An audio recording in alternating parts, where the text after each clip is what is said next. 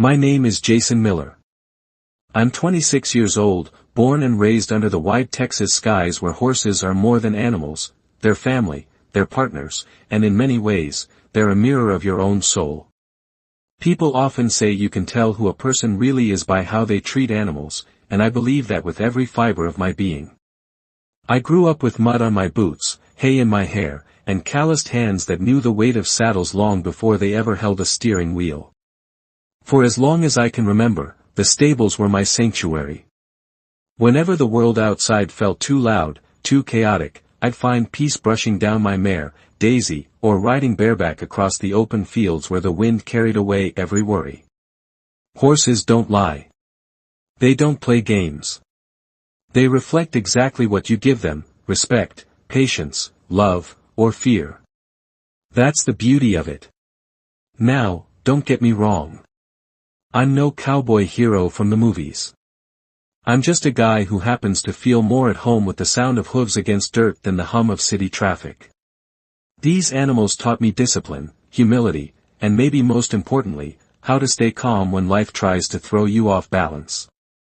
And on the day this story takes place, life threw me a curveball I could never have predicted. It was a warm morning in July.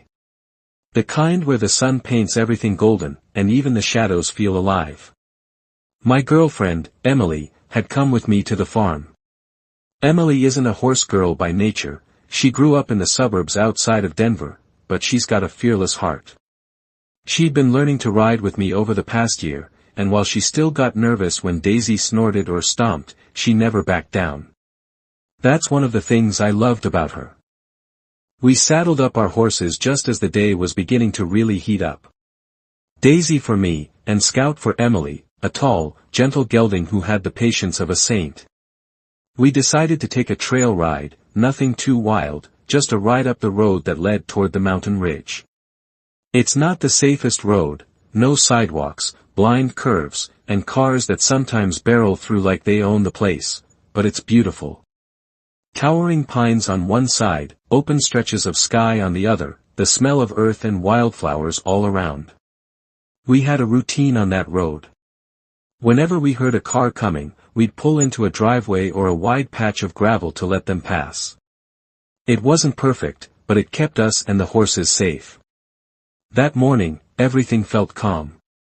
The clip-clop rhythm of Daisy's hooves, the soft murmur of Emily talking about some podcast she'd listened to, the quiet breeze weaving through the trees, it was one of those simple, perfect moments. I remember thinking how lucky I was. Lucky to have Emily riding beside me, lucky to be out in the open air, lucky to feel alive in such an uncomplicated way. But life has a strange way of turning perfect moments upside down. We were on our way back down the incline when I heard it first, the low rumble of a vehicle climbing the road behind us. Instinctively, I guided Daisy toward a nearby driveway, giving Emily room to ease Scout off onto the shoulder. I turned my head just as the van came into view. It wasn't moving dangerously fast, but something about it was off. The side door was wide open, swinging slightly as the van climbed the hill. I frowned. That's weird, I muttered to myself. Emily, a little behind me, narrowed her eyes at the sight. Jason, did you see that? The door's open. Yeah, I nodded, unsettled. That's not right. The van chugged past, engine growling, and disappeared up the bend. And then, faint but clear, I thought I heard something. A voice. A single word carried back on the air. Walk. I turned in my saddle sharply. Emily's eyes went wide. Jason. I think, she started, but I was already nudging Daisy back toward the incline. My gut clenched. Something wasn't right. As we rounded the curve, my heart sank. There, trudging up the road, was a boy. Maybe 10, maybe 12. His face streaked with tears, his shoulders hunched as he clutched a phone in one hand. He wasn't just walking, he was stumbling, like every step was heavier than the last. Emily gasped softly beside me. I called out, "Hey, kid. You okay?" The boy looked up. His lips moved as if to say yes, but the look in his eyes told a different story. His voice cracked when he answered, yeah. But it wasn't the kind of yeah that means fine. It was the kind that means please don't ask me more questions, because I'll break if you do. I exchanged a glance with Emily. My chest tightened. Something about this wasn't just strange, it was wrong. The boy wiped his nose with the back of his sleeve, his eyes darting from me to Emily like he wasn't sure whether to trust us.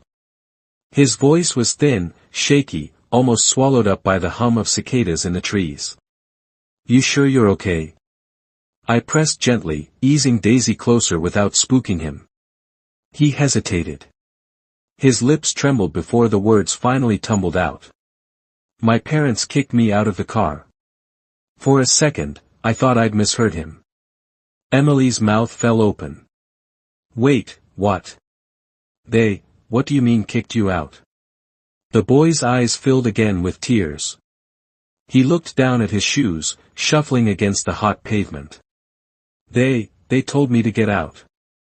Said if I was gonna act like a baby, I could walk. His small fingers gripped the phone like it was the only thing tethering him to safety.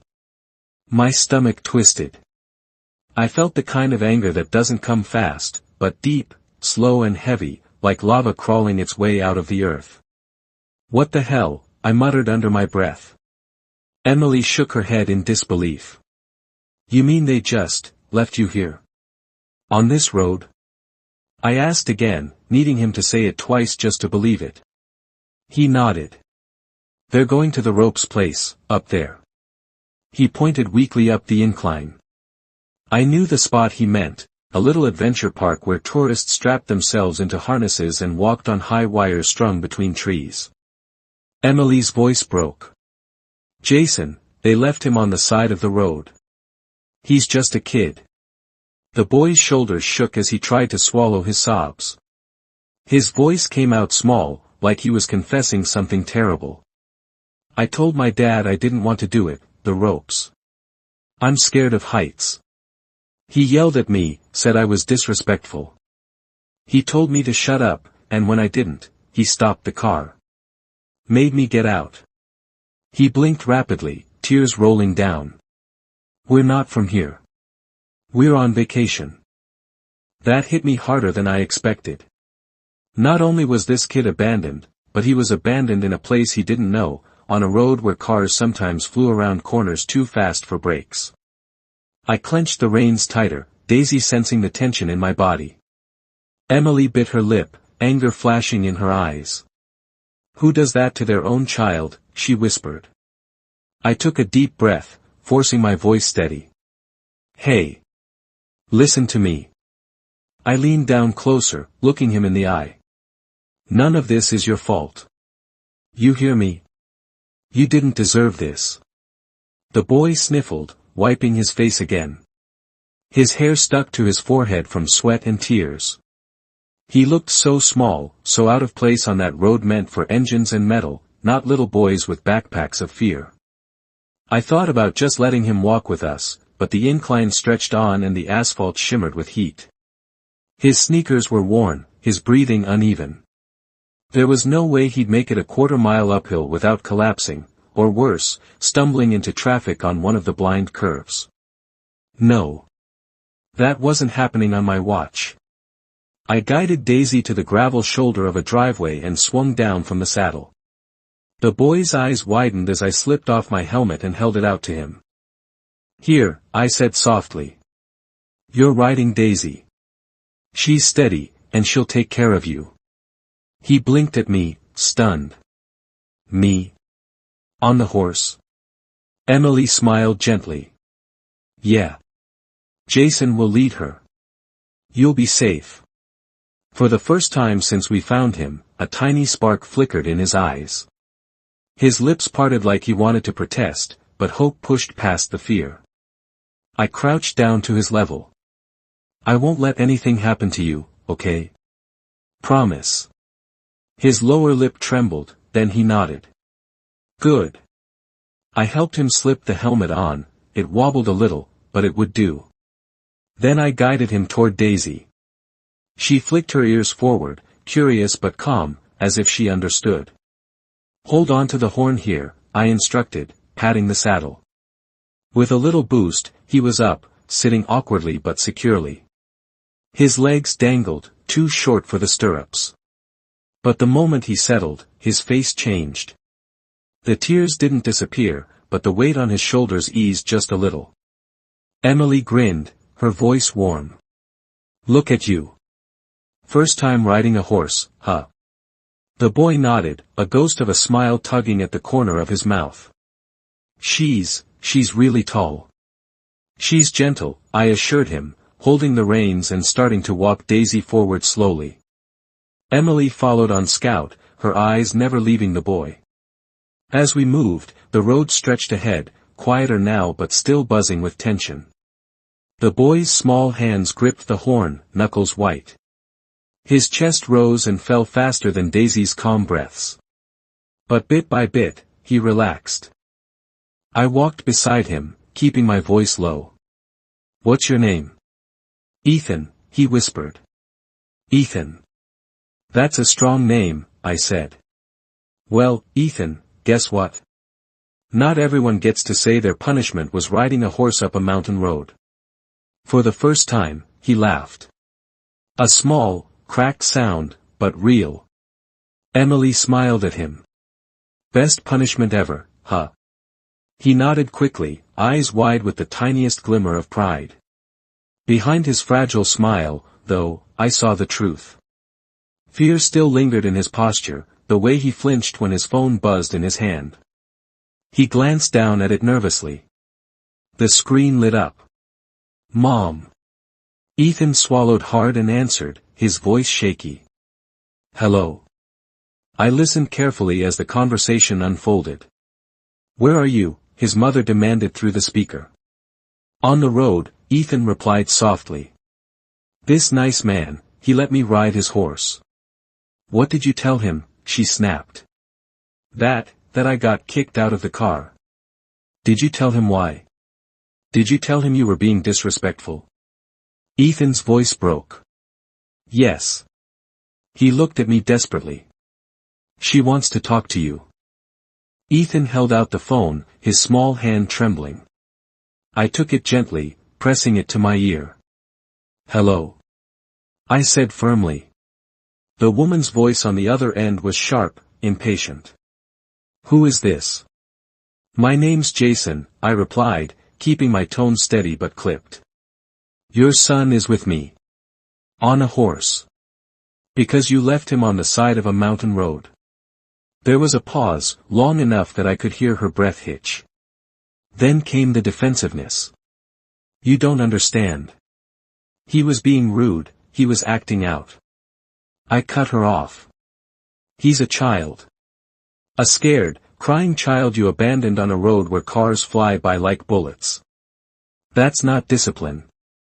That's dangerous." She bristled through the line. "Don't tell me how to raise my son. He needs to toughen up.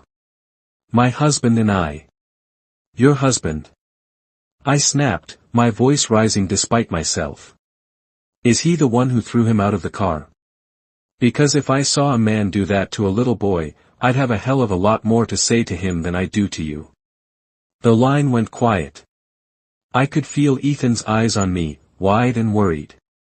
I softened my tone, not for her, but for him. "Ma'am. Listen.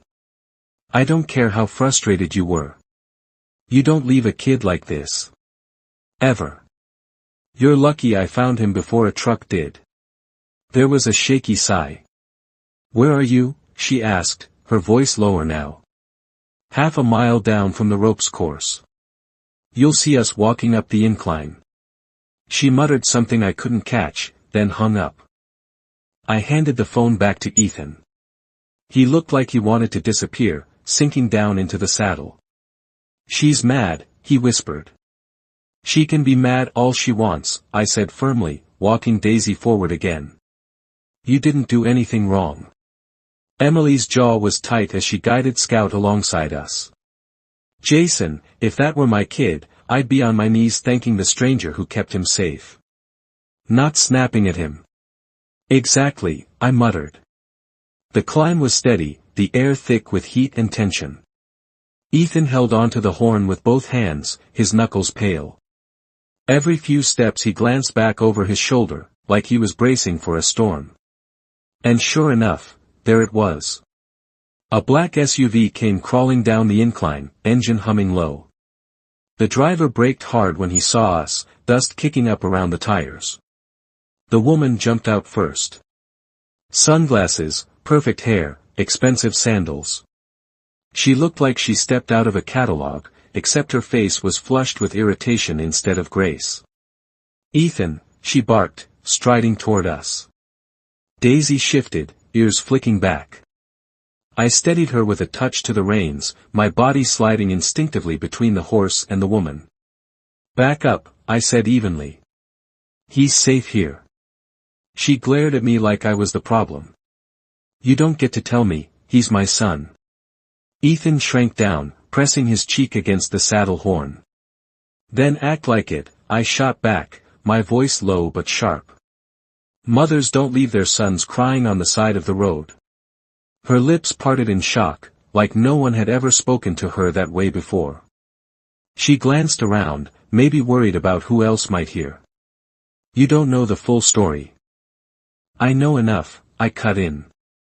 "I know he was terrified. I know cars speed around these curves every day. And I know if anything had happened to him, you'd be explaining to police why you thought abandonment was good parenting." Her face went pale at the word police. She glanced back at the SUV, where a man sat behind the wheel, jaw tight, knuckles gripping the steering wheel. He didn't get out. He just stared. I recognized the type. Angry, prideful, not used to being challenged. My blood boiled. "Is that him?" I asked quietly, nodding toward the man. Ethan didn't answer, he didn't need to. The way his little body stiffened told me everything. I turned back to the woman. My voice dropped, calm but cutting. "Listen carefully. If I ever see that man lay a hand on this boy, if I ever hear you left him alone again, I won't just stop him, I'll make sure someone else does. Permanently." Emily's eyes widened at the steel in my tone, but she didn't say a word. The woman blinked, clearly rattled. She reached up toward Ethan, but her hand faltered. "Come on, honey. Let's go back to the car." Ethan hesitated. He looked at me, eyes pleading, desperate for some kind of anchor. I put a hand on Daisy's neck and leaned in. "Remember what I said, Ethan. None of this is your fault. You're stronger than you know." His lip trembled, but he nodded. Slowly, reluctantly, he let me lift him down from the saddle. The woman took his hand, too quickly, like she was afraid he'd slip away again. She muttered a stiff, "Thank you," without looking me in the eye, then marched him back to the SUV. The man never rolled down his window. Never said a word. Just stared at me like a wolf sizing up another predator. I stared right back. When the SUV finally drove off, a heavy silence hung in the air. Emily let out a long breath. "Jason." I shook my head, my chest still burning with anger. That kid deserved better. She reached over and squeezed my arm. At least for one moment, he got it. I exhaled, looking down the empty road. Ethan's face lingered in my mind, those wet, frightened eyes, that flicker of a smile when he realized Daisy carried him like he mattered. And I swore to myself, right then, that if I ever crossed paths with that family again, things wouldn't end so quietly. The dust from the SUV still hung in the air long after it disappeared around the bend. Daisy shifted her weight, ears flicking, as if she too felt the tension that clung to the road. Scout blew a long breath, shaking his mane. Emily was the first to break the silence. "Jason, are you okay?" I rested a hand on Daisy's neck, staring down at the tire tracks etched in the gravel. My jaw ached from how hard I'd been clenching it. "No," I admitted. "I'm not." Emily's gaze softened. She pulled Scout closer, letting the horses walk side by side. You did everything you could. You gave him safety, kindness, even if it was just for 20 minutes. I let out a bitter laugh. 20 minutes. That's all I could give him. Then I had to hand him back to them. My chest tightened at the memory of Ethan's eyes when he looked back at me, pleading, searching for something he couldn't hold on to. Emily reached over, her hand brushing my arm. Sometimes 20 minutes is enough to change someone. You saw the way he straightened in the saddle. For once, he wasn't just some burden tossed aside. He was a kid who mattered. Her words sank deep. I wanted to believe them. But the image of that SUV swallowing him up kept replaying in my mind, and with it, a gnawing sense of helplessness. We rode in silence for a while, the only sound the steady rhythm of hooves on dirt. The mountains stretched above us, quiet and indifferent. Life went on, as it always does. By the time we reached the trailhead, the sun was dipping low, painting the peaks in fire and shadow. I dismounted, patting Daisy's shoulder, grounding myself in the familiar comfort of her presence. Emily slid down from Scout, looping her reins. She studied me for a long moment. You're going to carry this, aren't you? I met her eyes. There was no point in pretending otherwise. Yeah. I am. She gave a small nod, then stepped closer, her voice low but steady. Then at least carry it with purpose. Let it remind you why you care. Why you'd never let anyone close to you feel that kind of abandonment. I swallowed hard. She was right. Maybe I couldn't save Ethan from everything waiting for him in that SUV. But for the rest of my life, I could make damn sure that no one I loved ever felt the way he did that afternoon. We untacked the horses in the fading light, moving through the motions in practiced silence. My body worked, but my mind was still replaying Ethan's trembling voice, the way he whispered, "She's mad," like that was the worst thing in the world. When Daisy was settled in her stall, I leaned against the wooden beam, staring out at the horizon. Emily came to stand beside me, her shoulder brushing mine. "You did the right thing," she said quietly. I shook my head, a heavy sigh escaping me. "It doesn't feel like it." "Maybe not now," she admitted. "But someday, Ethan will remember. He'll remember the stranger who didn't ignore him. The man who gave him a ride when he was scared and alone. That memory, it'll be a light for him, even if it's small."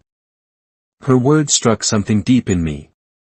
I closed my eyes, holding on to the hope that she was right. That even brief kindness could plant a seed that might grow in the cracks of a hard life. The night settled over the mountains, stars beginning to pierce through the darkening sky. And as I stood there, listening to the soft sounds of horses settling in, I made myself a quiet promise. If I ever saw Ethan again, I'd make sure he knew, without question, that he was worth more than the cruelty he was handed. And if I never did, then at least I'd know this: for one fleeting moment, on a lonely mountain road, I gave him something no one else had that day. Dignity. And sometimes, dignity is the start of everything.